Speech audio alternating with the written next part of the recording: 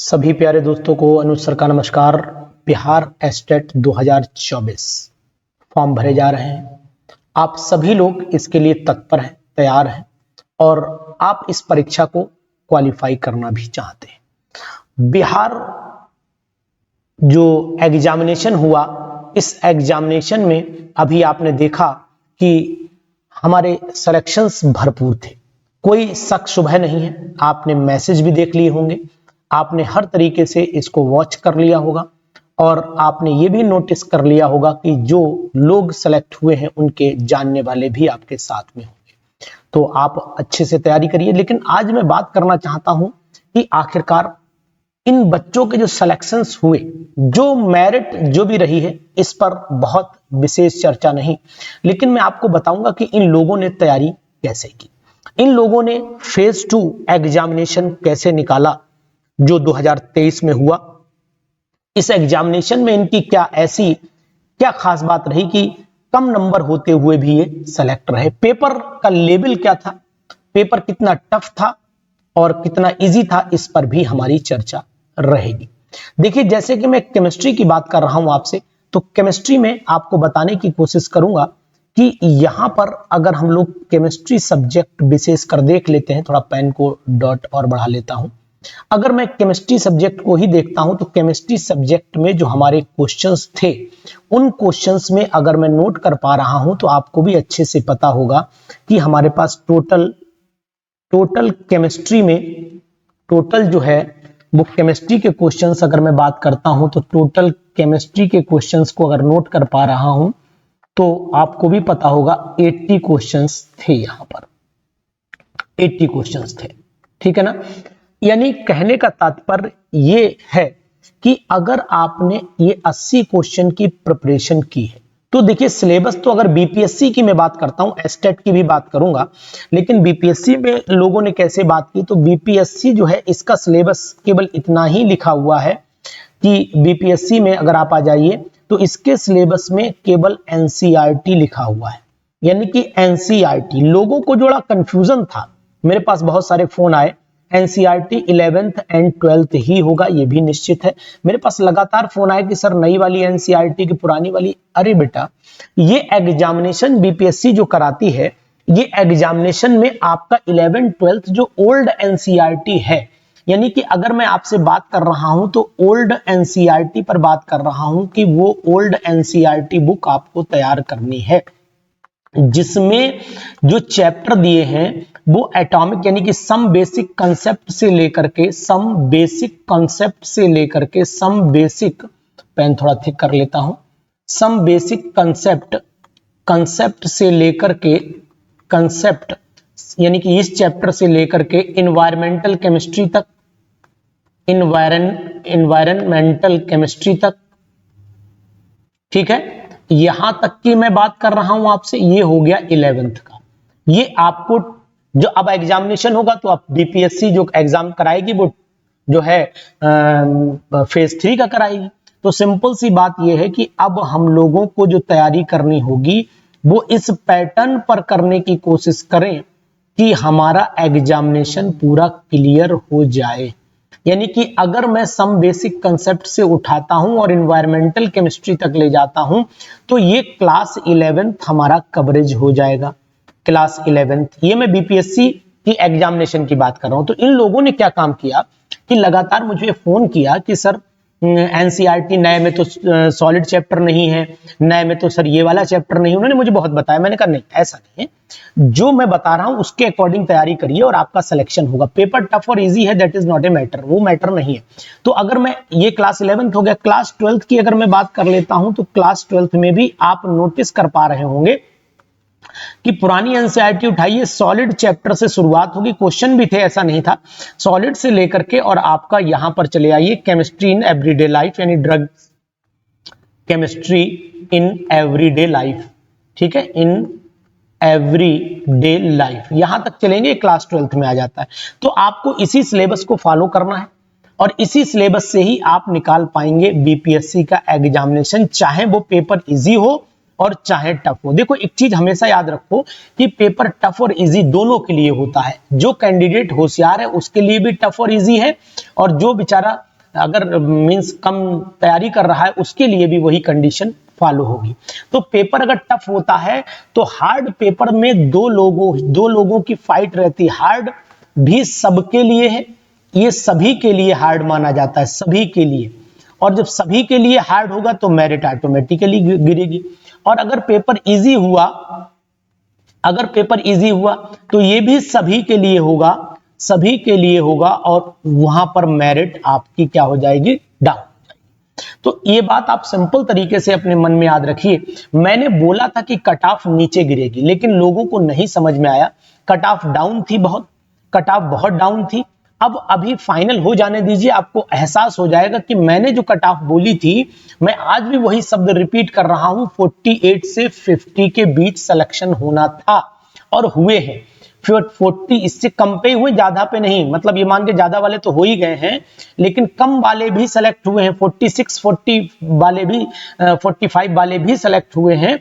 तो मैं आपको बता रहा हूं कि मैंने जो कट ऑफ बोली थी, वर्डिंग मेरी यही थी।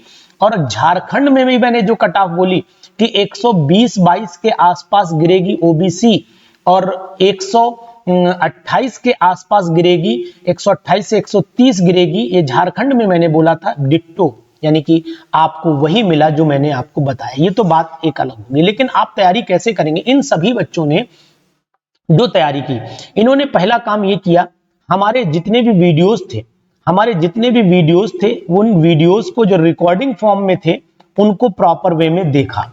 रिकॉर्डिंग वीडियोस को देखा और रिकॉर्डिंग वीडियोस को देखने के बाद इन लोगों ने हमारे दिए हुए एमसीक्यूज सॉल्व करना शुरू करे।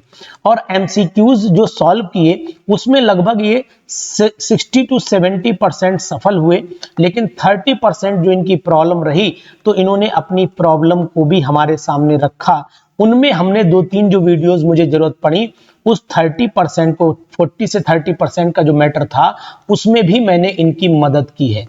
यानी 40 से 30% जो इनको हार्डनेस दिखाई दे रही थी, किसी क्वेश्चन में डाउट था, उस डाउट को भी निपटाया गया। उसके बाद मैंने लगातार मॉक टेस्ट लगाए थे और मॉक टेस्ट भी सभी लोगों ने पूरी तरीके से दिए।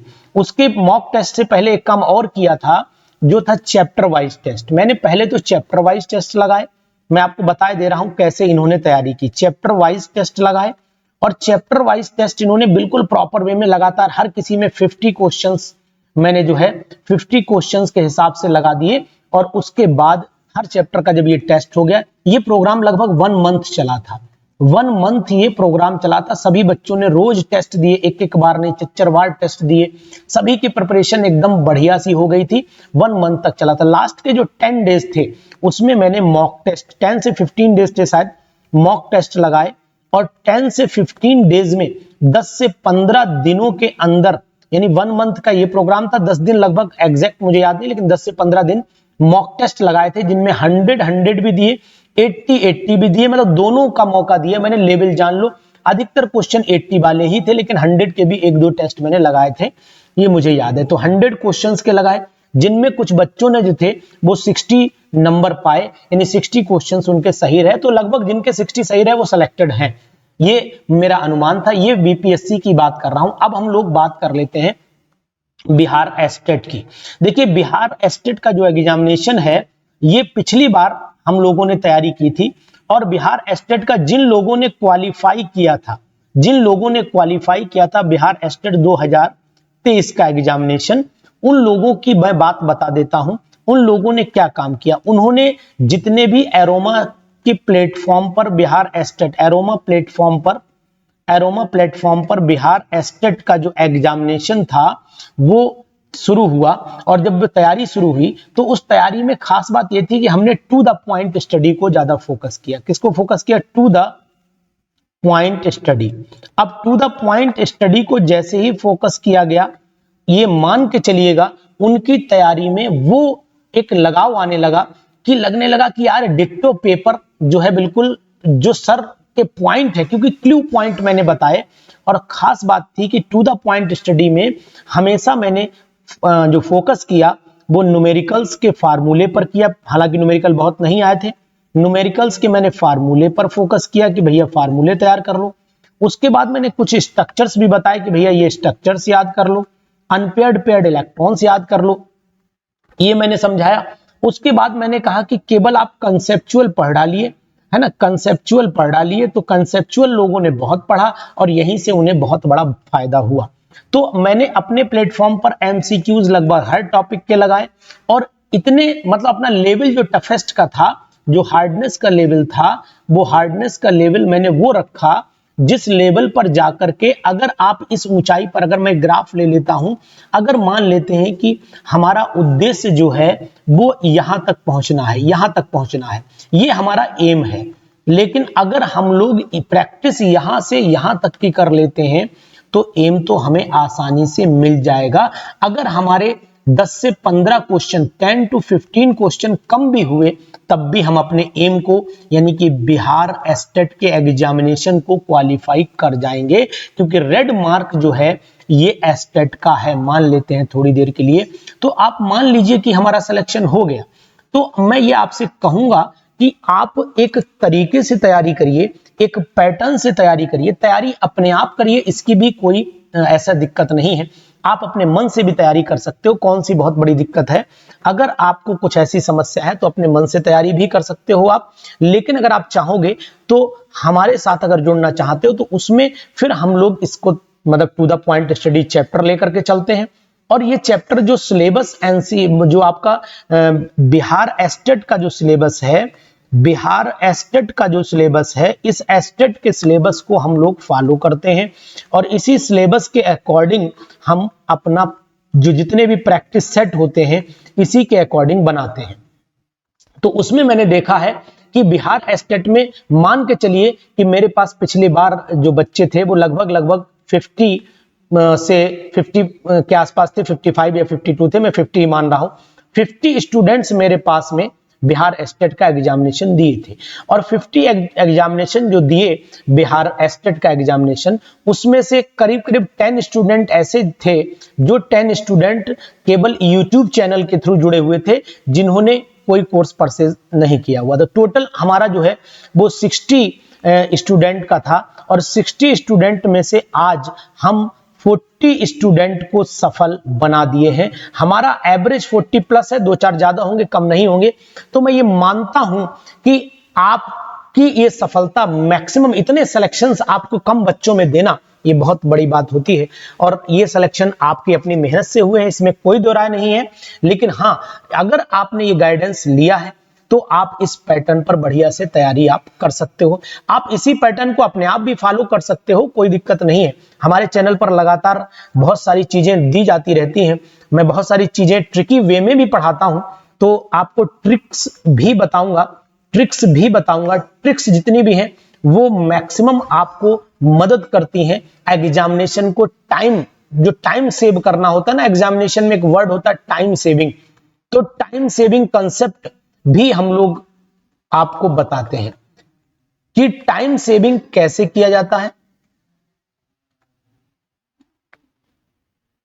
टाइम सेविंग कैसे की जाती है, टाइम को कैसे मैनेज किया जाता है, टाइम को कैसे इतने मतलब क्वेश्चंस को सॉल्व करने में कौन सा कंसेप्ट अपनाएं कि हम अपने टाइम को सेव कर लें। ये सब बातें भी हम आपके साथ में करते हैं।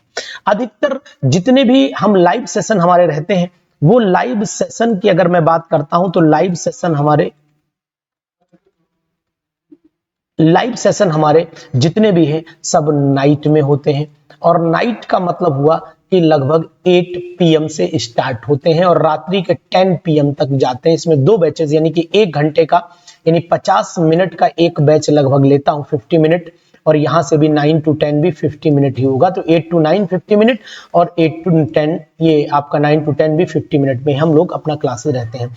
तो ये सब चीजें हमारी यूट्यूब पर भी अपलोडेड रहती हैं और यूट्यूब पर भी मैं बच्चों की जितनी मदद हो सकता है करता हूं और आप इस मदद के बाद आपके सिलेक्शंस हुए हैं। आपने यूट्यूब पर भी बहुत सारे कमेंट देखे होंगे, ऐसा नहीं, और बाकी हमारे बच्चे आपको बताएंगे कि जब इनको सिलेक्शन फाइनल हो जाएगा, इन्हें लेटर मिल जाएगा, तो ये जरूर आपको ये बताएंगे कि आखिरकार हमने तैयारी कैसे की और हमारी तैयारी में क्या हेल्प मिली हमें। एक खास बात और बताऊंगा, इन बच्चों ने जिनके सिलेक्शंस हुए उनकी खास बात क्या थी, उनकी खास बात ये थी कि उन लोगों ने सब जो मैंने प्रॉपर वे में उन्हें समझाया उसी को फॉलो किया। उन्होंने एक्स्ट्रा बहुत ज्यादा पढ़ने की कोशिश नहीं की, एक्स्ट्रा लेबर नहीं की, और दूसरी बात है उन्होंने जो खास बात अपनाई वो ये थी कि न्यूमेरिकल्स के फार्मूले ज्यादा याद किए और न्यूमेरिकल कम लगाए। और वैसे भी आपने देखा बीपीएससी के पेपर में बहुत न्यूमेरिकल आए भी नहीं, तो ये भी उनको एक बहुत बड़ा फायदा हुआ कि न्यूमेरिकल से वो बचे। न्यूमेरिकल कम थे, ज्यादा नहीं थे, ये बात भी आपने नोटिस की थी। और दूसरी चीज है कि जो स्टडी हमने टू द पॉइंट वाली करी थी उससे लगभग ज्यादातर क्वेश्चन उन्हें मिल गए थे।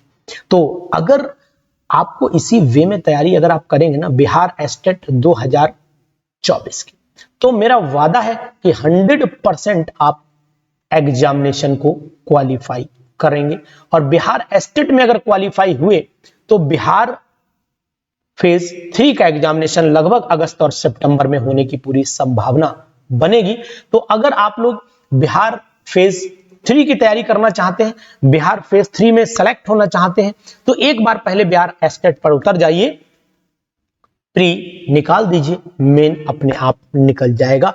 टेंशन फ्री होकर के रहिएगा, हम आपकी पूरी मदद करेंगे, YouTube के थ्रू भी करेंगे, अपने ऐप के थ्रू भी करेंगे। और आप जब भी हमें कॉल करिएगा तो इवनिंग में, कॉल का टाइमिंग इवनिंग में करिएगा, मैं आपकी कॉल पर भी जो भरसक मदद हो सकती है करूंगा। तो बिहार एस्टेट 2024 में अगर आपको सिलेक्शन लेना है तो अपने प्रॉपर पैटर्न को लेकर के पढ़िए, पढ़ाई अपने आप करिए या किसी की मदद से करिए, लेकिन पढ़ाई सही दिशा में होनी चाहिए। और अगर सही दिशा आपने अपनाई तो सिलेक्शन आपका निश्चित हो जाएगा। तो दोस्तों जरूर हम आपके साथ मिलेंगे ऐसे ही नई वीडियो के साथ में, और ये जितनी भी नई वीडियोस हैं ये आपको नए पैटर्न के साथ वाकिफ कराएंगे, नई नई ट्रिक्स आपके साथ सामने रखूंगा और केमिस्ट्री को बनाऊंगा उस तरीके से इजी जो आपके माइंड में लंबे समय तक रुकी रहे। केमिस्ट्री को बोरिंग नहीं बनाना है, केमिस्ट्री को इजी बनाना है, और इसी इजी वे में मैं आज इतने सिलेक्शंस तक पहुंच पाया हूं।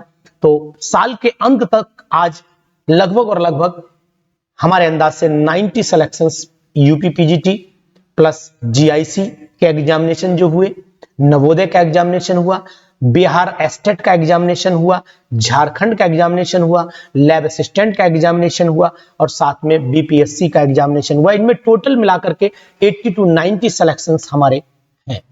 अब इस साल ये 2024 में हमें सैकड़ा पार करना है, तो इस सैकड़े को पार करने में आपकी भरपूर मदद चाहिए और सिलेक्शन आपका होगा। मेरा तो केवल यह है कि मैं एक छोटा सा कृपा पात्र बनूंगा आपके लिए, और आपके मदद में, गाइड में जो सपोर्ट मैं दे पाऊंगा, इसके लिए प्रभु की कृपा मेरे ऊपर लगातार बनी रहेगी, आप लोगों का प्यार मेरे साथ जुड़ा रहेगा। तो इसी के साथ में अगली वीडियो में आपको फिर मिलूंगा और बताऊंगा कि आखिरकार हम लोग तैयारी को कैसे शुरू करें। Thank you.